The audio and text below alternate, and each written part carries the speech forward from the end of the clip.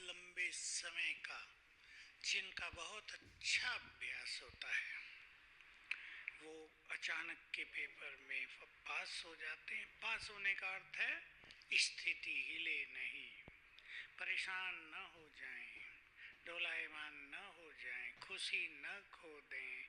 क्या होगा, कैसे होगा, ये क्यों हुआ, ऐसा नहीं होना चाहिए, बाबा ने मदद नहीं की, इन सभी क्वेश्चन से परे स्वीकार कर लें और अपने मन को शांत करके अच्छी स्थिति में रहें तो लंबा समय ज्ञान योग का अभ्यास।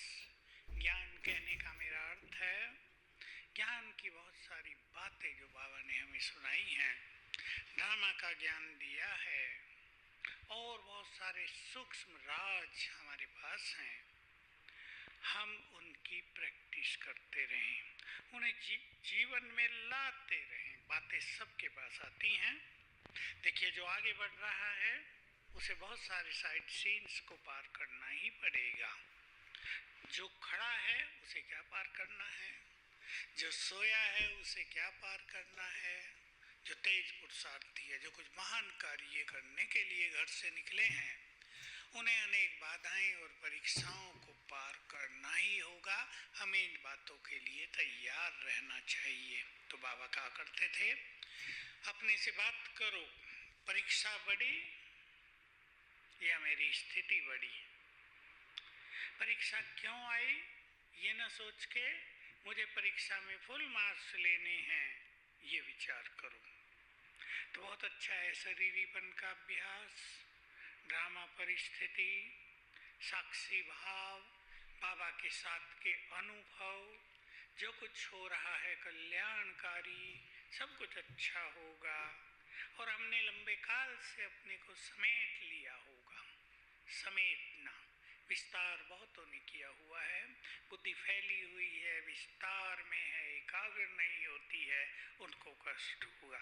लेकिन अगर हमने विस्तार को समेट लिया होगा और हम स्टेबल माइंड बन गए होंगे तो ठीक समय पर हमें ठीक बात टच भी होगी, हम अपनी तैयारी भी कर सकेंगे।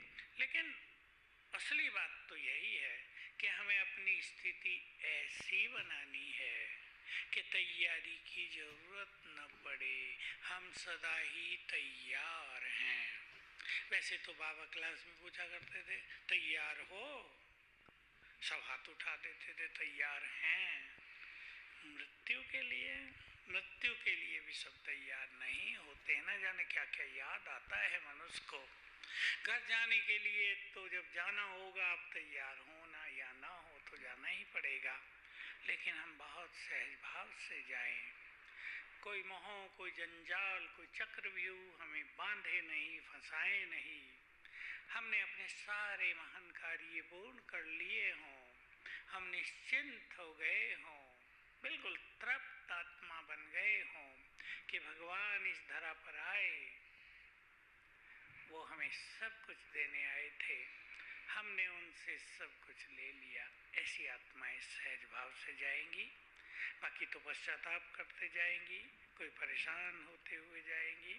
तो हमें अपने सब कर्तव्य पूर्ण कर लेने हैं और ऐसा समेट कर रखना है अपने को, बुद्धि के विस्तार को ऐसा एकाग्र करना है, इशारा मिले और हम सहज देवान से मुक्त होके वापस चले। अचानक कुछ घटना हो जाए, हम उसमें अचल